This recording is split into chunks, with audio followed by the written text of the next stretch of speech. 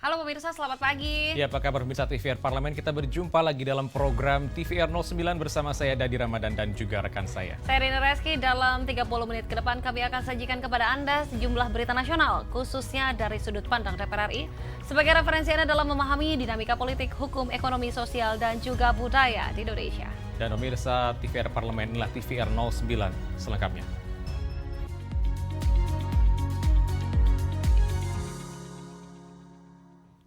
Terkait pemasangan pagar laut sepanjang 30,16 km di pesisir pantai utara Banten, Komisi 4 DPR desak Kementerian Kelautan dan Perikanan serta aparat penegak hukum menginvestigasi pelaku agar tidak kembali merugikan nelayan Indonesia.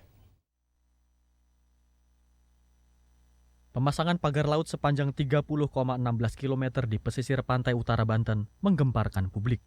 Meskipun sudah ada pembongkaran pagar laut dan pembatalan sertifikat hak guna maupun hak milik, anggota Komisi 4 DPR RI Rohmin Dahuri mendesak Kementerian Kelautan dan Perikanan beserta aparat penegak hukum menginvestigasi pelaku pemagaran dan segera mengusut tuntas kasus ini agar tidak kembali merugikan nelayan Indonesia. Kami di Komisi 4 DPR RI sangat solid, kompak ya, bahwa peristiwa pagar laut ini sebenarnya hanya puncak dari gunung es gitu ya. Jadi sebenarnya kejadian semacam ini sudah banyak terjadi di banyak tempat di Indonesia. Dan bukan hanya kerugian ekonomi yang menimpa nelayan, pembudidaya ikan maupun masyarakat pesisir lainnya di lokasi tersebut, tetapi juga kerusakan ekosistem laut ya pasti akan terjadi. Dan yang tidak kalah penting, ini adalah pelanggaran hukum yang sangat kentara, sangat brutal menurut saya gitu. Jadi kami pastinya sebagai wakil rakyat akan berusaha yang terbaik dan kami sangat serius ya, kami sangat keras ya untuk memberikan dorongan dan bahkan tekanan ya untuk segera mengungkap siapa itu dalang atau pembangun dari si pagar laut tersebut. Dalam Undang-Undang Nomor 1 Tahun 2014 tentang pengelolaan wilayah pesisir dan pulau-pulau kecil, tegas melarang pengelolaan atau pemberian hak atas lahan di laut kepada pribadi maupun korporasi. Rifki, TVR Parlemen melaporkan. Kita beralih ke berita selanjutnya pemirsa. Di sini DPR RI mendesak Menteri Agraria dan juga Tata Ruang atau Kepala Badan Pertahanan Nasional segera untuk membatalkan sertifikat hak guna bangunan dan juga hak milik yang telah diterbitkan di wilayah perairan Tangerang. DPR RI mendesak Menteri Agraria dan Tata Ruang atau Kepala Badan Pertanahan Nasional segera membatalkan sertifikat hak guna bangunan dan hak milik atau yang telah diterbitkan di wilayah perairan Tangerang. Wakil Ketua DPR RI Sufmi Dasko Ahmad mengatakan DPR RI belum tahu pasti bagaimana sertifikat bisa keluar. Akan tetapi, DPR RI secara tegas meminta Menteri ATR BPN untuk melakukan pembatalan terhadap sertifikat-sertifikat tersebut. Ia juga menyampaikan komisi terkait dalam hal ini Komisi 4 DPR RI telah melakukan pengecekan langsung di area tersebut dan telah didapatkan informasi perihal pagar laut tersebut. Tanggapan kisru pagar laut tuh Bang, kemarin kan sudah ada pencopotan dari pertama, tim gabungan kemarin ramai banget. Terus Komisi 4 juga sudah terjun ke lokasi untuk melihat. Dari hal ini yang menjadi pertanyaan kan mengenai sertifikat yang kemudian bisa keluar begitu Bang Dasko. Jadi kita belum tahu pasti bagaimana proses sertifikat bisa keluar, tapi yang pasti Dewan Perwakilan Rakyat Republik Indonesia meminta kepada Menteri ATR untuk melakukan pembatalan terhadap sertifikat-sertifikat yang ada karena kemarin Komisi 4 sudah memberikan info bahwa sertifikat-sertifikat yang ada itu berada di lokasi air laut, demikian.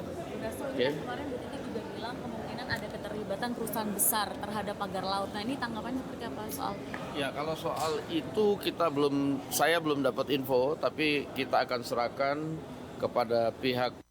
Selain itu, Sufmi Dasko juga menambahkan informasi yang telah dikumpulkan oleh Komisi 4 DPR RI tentunya menjadi bahan masukan bagi DPR RI untuk dapat memberikan masukan dan pengawasan serta evaluasi terhadap pihak-pihak terkait agar kasus tersebut tidak terulang kembali.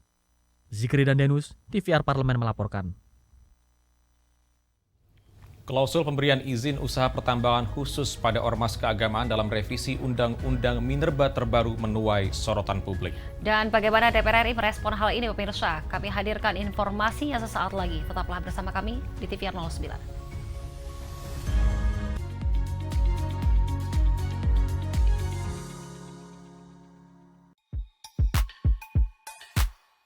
Dan sekarang pemirsa lagi menyaksikan program dari depan kursi. Oh, di balik kursi. Gini, di balik kursi. Hah? Aduh, luar biasa. Bapak ibu saya bisa nyekolahkan saya dan saya lulus Akmil, Mbak. Tahun 91 saya lulus, kemudian 94 saya diwisuda di istana. Diwisuda di istana dulu. Akmil diwisuda di istana, Mbak. Sampean enggak toh? Enggak, ya sampean duduk Akmil. Saya dulu sabar sono, sabar sini. Wah, ini nyalon aja nih, nyalon bener saya, Mbak. Masya Allah, nyalon bener. Habis itu pilih saya. Jadi bupati, bener. Habis itu kan tokonya tak tinggal, Mbak. Ya Allah, alhamdulillah, bangkrut. Dan saya meyakini bahwa salah satunya adalah doa seorang ibu. Jadi saya simpen nazar itu pasti saya mau melakukan apa yang gede itu biasanya saya simpen nazar. Kalau saya berhasil dalam misi ini, kalau saya berhasil dalam cita-cita ini, saya mau nazar ke ibu gitu. Bukan nazar apa-apa ke ibu, cuma nyuci kaki sama membasuh kaki kemudian sungkem cium kaki ibu. Udah. Oke, Bapak pilih bersepeda atau naik gunung? Naik gunung. Kenapa? Fresh. Selain itu?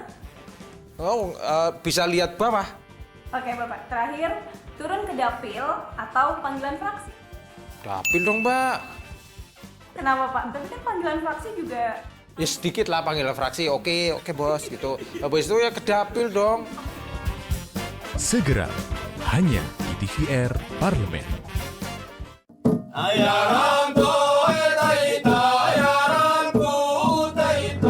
Segala hal ada di luar sana.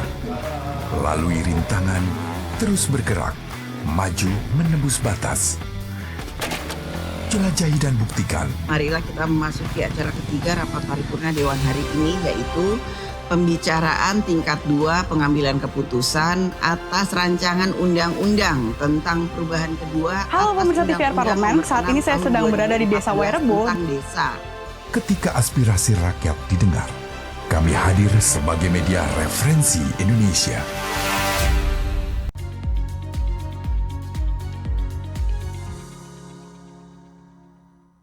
Kita kembali di TVR 09. Pemirsa, pemberian izin usaha pertambangan khusus kepada ormas keagamaan dikhawatirkan akan memperparah kerusakan lingkungan di Indonesia. Balik DPR RI pastikan perketat perizinan tambang pada ormas keagamaan. Klausul pemberian izin usaha pertambangan khusus atau IUPK pada ormas keagamaan dalam revisi Undang-Undang Minerba terbaru menuai sorotan publik. Sejumlah pihak khawatir klausul tersebut akan memperparah kerusakan lingkungan di Indonesia. Namun Balik DPR RI memastikan akan memperketat perizinan tambang pada ormas keagamaan. Anggota Balik DPR RI Firman Subagio menjelaskan, ormas keagamaan yang ingin mendapatkan perizinan tambang harus memenuhi syarat-syarat yang telah ditetapkan, di antaranya kesiapan modal, kesiapan SDM, serta kesiapan manajemen. Syarat-syarat ini wajib dipenuhi, mengingat bisnis pertambangan adalah bisnis dengan resiko tinggi dari sisi manapun. Dalam memberikan izin kepada ormas ini, itu dilihat kapasitas. Kira-kira ormas ini kapasitas dan kemampuannya seperti apa?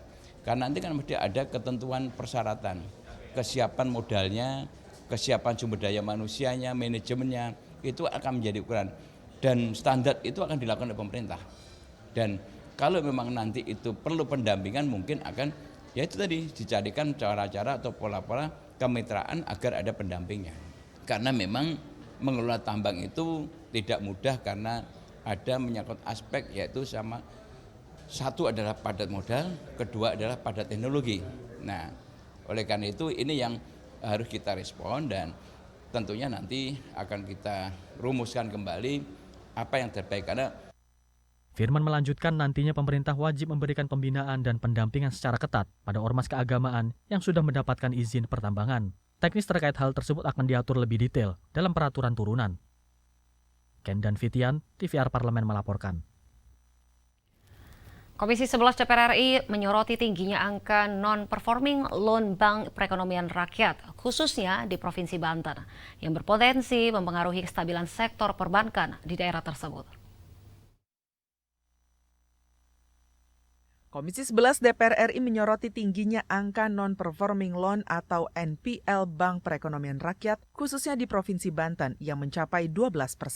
Kondisi ini menunjukkan adanya resiko besar yang dapat mempengaruhi kestabilan sektor perbankan di daerah tersebut. Dalam kunjungan spesifik ke kota Tangerang Selatan, anggota Komisi 11 DPR RI Andreas Edi Susetio mengungkapkan, masalah lainnya yang mencuat adalah tingginya angka BPR yang gulung tikar, disebabkan oleh fraud yang dilakukan pengurus atau pemilik, kekurangan sumber daya manusia, serta keterbatasan teknologi. Untuk itu, Andreas mendorong pembinaan dan pengawasan BPR oleh Otoritas Jasa Keuangan dan Lembaga Penjamin Simpanan. Otoritas Jasa Keuangan sebagai pihak yang mengatur, kemudian juga mengawasi dan melindungi konsumen. Tapi juga dalam sesuai Undang-Undang Penguatan dan Pengembangan Sektor Keuangan, tugas OJK sebenarnya juga untuk membina BPR ini. Nah, inilah arah pembinaannya diarahkan kemana, seperti apa, ini yang kita mau lakukan, termasuk bagaimana penguatan pengawasan terhadap BPR ini. Karena tadi dikatakan sebagian besar seperti ada yang di Banten itu karena kasus fraud. Nah, ini. Dan kemudian baru di ujungnya adalah LPS ya kalau ada. Andreas menambahkan Undang-Undang P2SK mengamanatkan OJK dan LPS tidak hanya sebatas mengawasi dan menyelamatkan BPR yang pailit, tetapi juga membina lembaga-lembaga keuangan di Indonesia. Dari Provinsi Banten, Nur Fuad, TVR Parlemen, melaporkan. Selanjutnya, pemirsa, Komisi 4 DPR RI desak Kementerian Kelautan dan Perikanan segera selesaikan persoalan pagar laut di Tangerang paling lambat 20 hari, sehingga kondisi masyarakat pesisir khususnya nelayan bisa segera kembali melaut. Komisi 4 DPR RI mendesak Kementerian Kelautan dan Perikanan untuk menyelesaikan persoalan pagar laut yang membentang di perairan laut Tangerang, Banten paling lambat hingga 20 hari, sehingga kondisi masyarakat pesisir khususnya nelayan bisa segera kembali melaut untuk mencari ikan. Anggota Komisi 4 DPR RI Daniel Johan meminta Kementerian Kelautan dan Perikanan perlu segera menuntaskan investigasi dan pemeriksaan terhadap pembangunan pagar laut sepanjang 30,16 meter tersebut. Ia menegaskan, DPR RI berkomitmen akan terus mengawal proses penyelesaian tersebut untuk segera diselesaikan dengan membentuk panja pengawasan pagar laut jika dalam waktu dekat persoalan tersebut belum juga tuntas. Jadi tadi anggota-anggota sudah satu kesimpulan dalam 20 hari ini adalah titik krusial ya yang harus segera. Bahkan kita berharap kurang dari 20 hari. Kalau misalkan masih tidak kejelasan, kawan-kawan anggota mengusulkan dibentuknya panja atau pansus. Ya, karena semua masyarakat sudah menunggu. Ini bisa menjadi bola salju.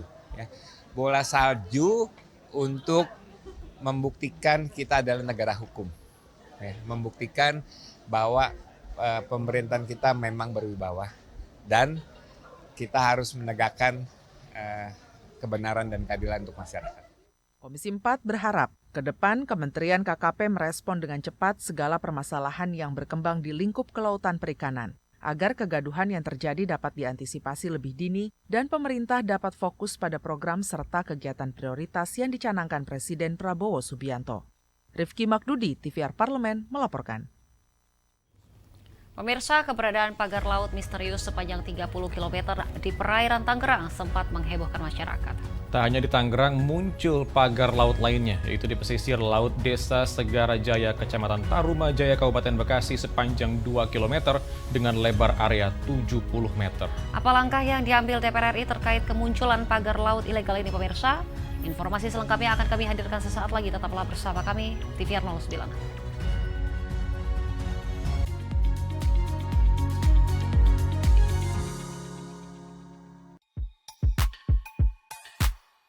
Dan sekarang pemirsa lagi menyaksikan program dari depan kursi. Di balik kursi, Pak. Oh, di balik kursi.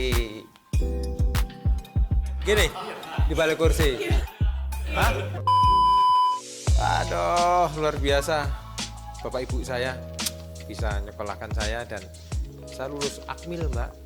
Tahun 91 saya lulus, kemudian 94 saya diwisuda di istana. di wisuda di istana dulu. Akmil di wisuda di istana, Mbak. Sampean enggak toh? Enggak, ya sampean dudu Akmil. Saya dulu sabar sono. Wah, ini nyalon aja nih, nyalon bener saya, Mbak. Masya Allah, nyalon bener. Habis itu pilih saya. Jadi bupati, bener. Habis itu kan tokonya tak tinggal, Mbak. Ya alhamdulillah, bangkrut. Dan saya meyakini bahwa salah satunya adalah doa seorang ibu. Jadi saya simpen nazar itu pasti saya mau melakukan apa yang gede itu biasanya saya simpen nazar. Kalau saya berhasil dalam misi ini, kalau saya berhasil dalam cita-cita ini, saya mau nazar ke ibu gitu. Bukan nazar apa-apa ke ibu, cuma nyuci kaki sama membasuh kaki kemudian sungkem cium kaki ibu. Udah. Oke, Bapak pilih bersepeda atau naik gunung? Naik gunung. Kenapa? Fresh. Selain itu? Bisa lihat bawah. Oke, Bapak. Terakhir, turun ke dapil atau panggilan fraksi? Dapil dong, Mbak. Kenapa, Pak? Tapi kan panggilan fraksi juga... Ya sedikit lah panggilan fraksi, oke bos gitu. Habis itu ya ke dapil dong. Segera, hanya di TVR Parlemen.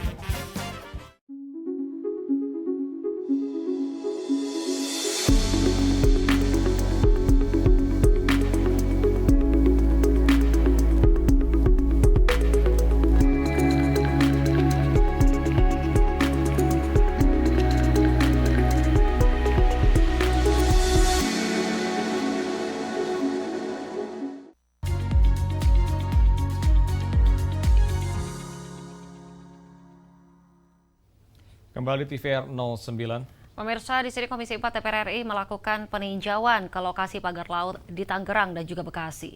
Dan meminta pagar laut tersebut harus dibongkar karena sudah mengganggu akses dan juga aktivitas nelayan. DPR ini menegaskan negara tidak boleh kalah dari kepentingan para oligarki karena laut bukan milik perorangan ataupun milik korporasi. Saksikan liputan mendalam yang telah dikemas oleh tim redaksi TVR Parlemen dalam segmen editorial Parlemen. Berikut ini.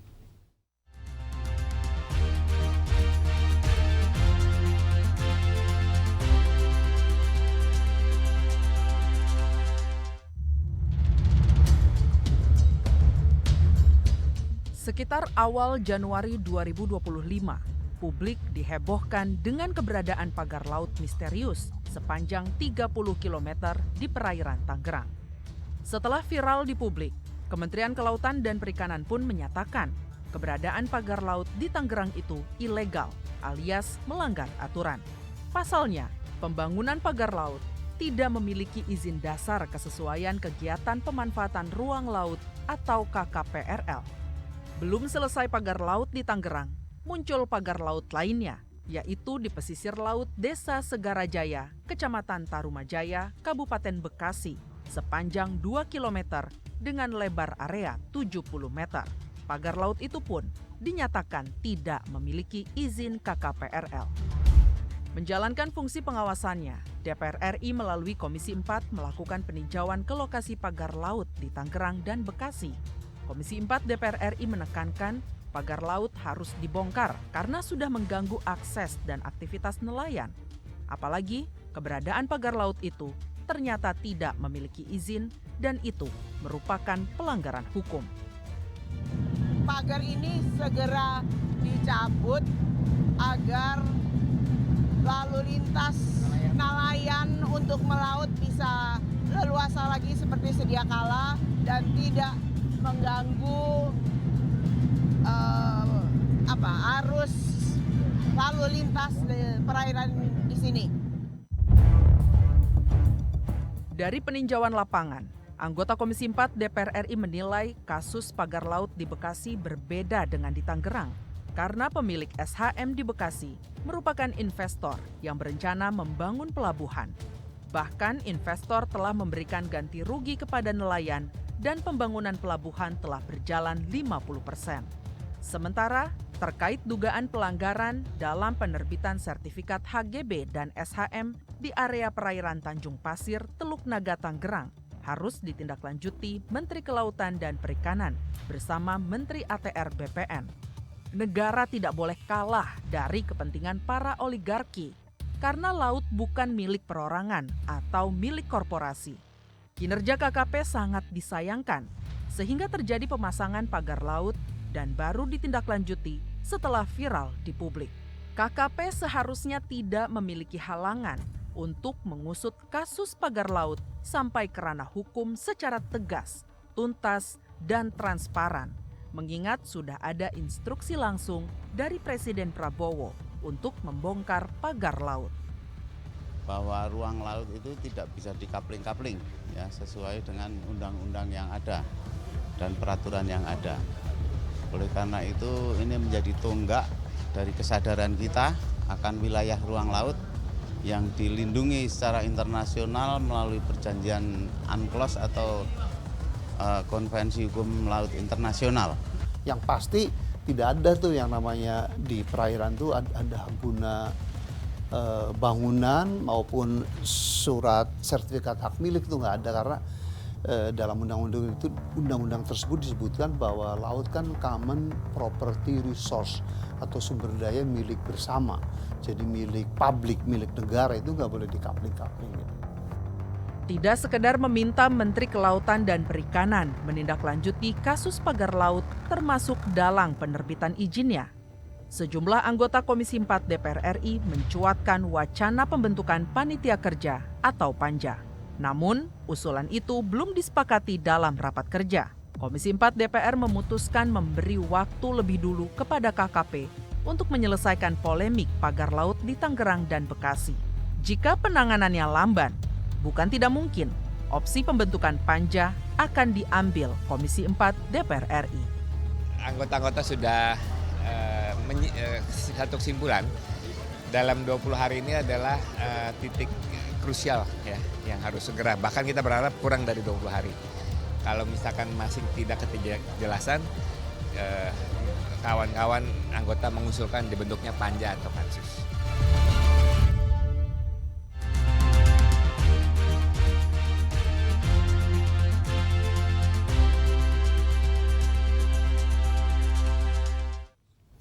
Pemirsa, tentunya membaca menjadi salah satu hobi dari sebagian besar orang. Selain meningkatkan kecerdasan dan juga menambah wawasan Anda, membaca juga dapat menjaga kesehatan mental, mengurangi risiko Alzheimer, dan meningkatkan daya ingat. Dan tentunya pemirsa, hobi yang sangat bermanfaat ini dapat Anda nikmati di Perpustakaan Yusuf Kalla. Perpustakaan terbesar yang viral karena desain modern yang fasilitas lengkap ya. Seperti apa perpustakaan ini pemirsa? Jangan kemana-mana, tetaplah bersama kami di TVR 09.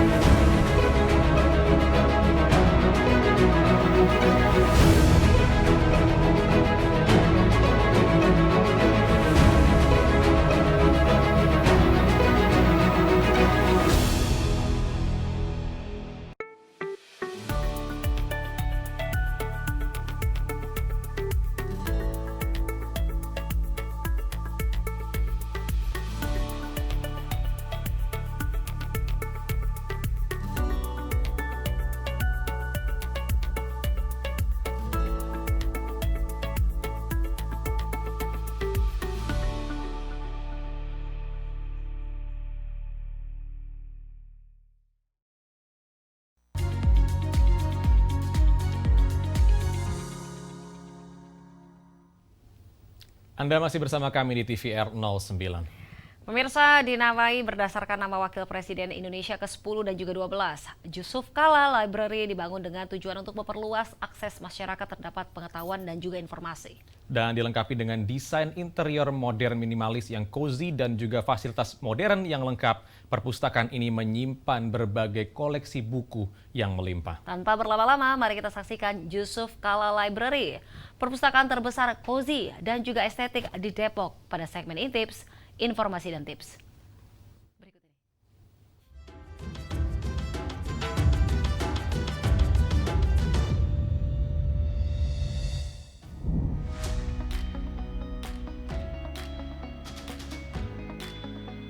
Membaca di perpustakaan bukan hanya sekedar kegiatan mencari informasi, tetapi juga pengalaman yang dapat membuka cakrawala pengetahuan dan memberi ruang bagi imajinasi.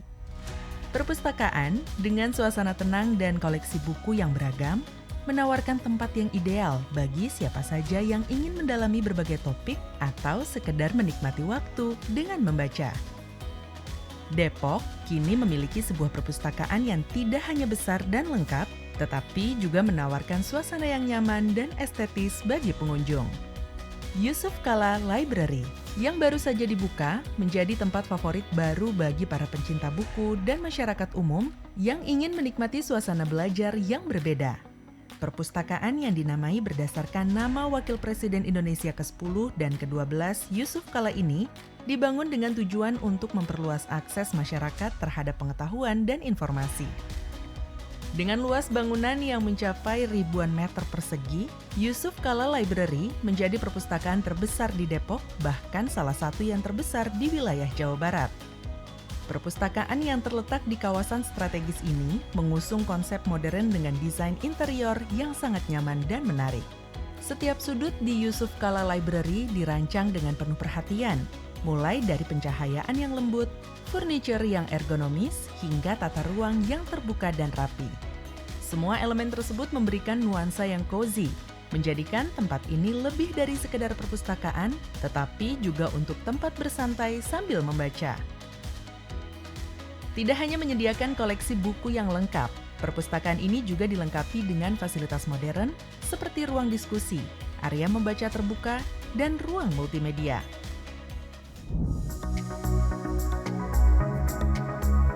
Yusuf Kala Library berupaya menciptakan suasana yang ramah bagi semua kalangan, mulai dari pelajar, mahasiswa, hingga keluarga yang ingin menikmati waktu bersama di tengah kesibukan kota. Yusuf Kala Library juga menyediakan berbagai fasilitas modern yang membuat pengalaman berkunjung semakin menyenangkan. Di dalamnya terdapat ruang multimedia untuk menonton film edukasi, ruang diskusi yang dilengkapi dengan proyektor untuk seminar atau pertemuan, serta area terbuka yang dirancang khusus untuk kegiatan membaca di luar ruangan. Bagi pengunjung yang ingin membaca lebih santai, perpustakaan ini juga menyediakan ruang baca dengan sofa-sofa nyaman, lengkap dengan meja kecil untuk minuman atau camilan. Konsep ini membuat Yusuf Kala Library menjadi tempat yang ramah untuk keluarga dan anak-anak, memberikan pengalaman belajar yang menyenangkan bagi semua usia. Untuk mendukung perkembangan literasi dan pendidikan, Yusuf Kala Library juga mengadakan berbagai program edukasi dan kegiatan komunitas, seperti diskusi buku, workshop penulisan, serta pelatihan keterampilan digital. Program-program ini bertujuan untuk menginspirasi masyarakat, khususnya anak muda, agar semakin gemar membaca dan belajar. Dengan segala fasilitas dan kenyamanan yang ditawarkan, Yusuf Kala Library menjadi pilihan ideal bagi mereka yang ingin mencari tempat untuk memperluas wawasan, bersosialisasi, atau sekedar menikmati suasana yang menenangkan di tengah hiruk-pikuk kota. Bagi pemirsa yang ingin mencari tempat untuk belajar, membaca, atau sekedar bersantai, Yusuf Kala Library adalah pilihan yang sempurna. Dengan berbagai program edukasi dan fasilitas yang ditawarkan, perpustakaan ini akan terus berkontribusi dalam meningkatkan literasi dan kualitas pendidikan. Wah, benar-benar menarik ya pemirsa! Perpustakaan kini bukan hanya tempat membaca, tetapi juga pusat kreativitas dan pengetahuan. Jadi gak sabar nih mau segera mengunjungi Yusuf Kala Library.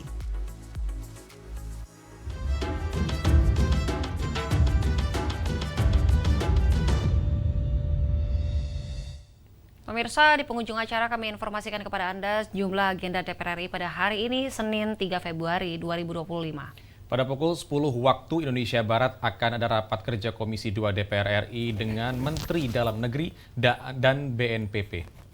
Lalu pada pukul 14 waktu Indonesia Barat akan ada rapat kerja Komisi 7 DPR RI dengan Menteri Pariwisata Republik Indonesia. Dan tentunya sejumlah agenda serta program DPR RI lainnya masih dapat Anda saksikan secara langsung di TVR Parlemen melalui kanal utama, kanal komisi, dan juga kanal alat kelengkapan dewan lain yang dapat Anda akses di tvRparlemen.dpr.go.id. Pemirsa TVR Parlemen, demikian TVR 09 edisi pagi ini. Segenap kru TVR Parlemen yang bertugas mengucapkan terima kasih telah menyaksikan TVR 09. Saya Riri Reski dan juga rekan saya. Jadi nama dan sampai jumpa di TVR 09 selanjutnya. TVR Parlemen, referensi Indonesia.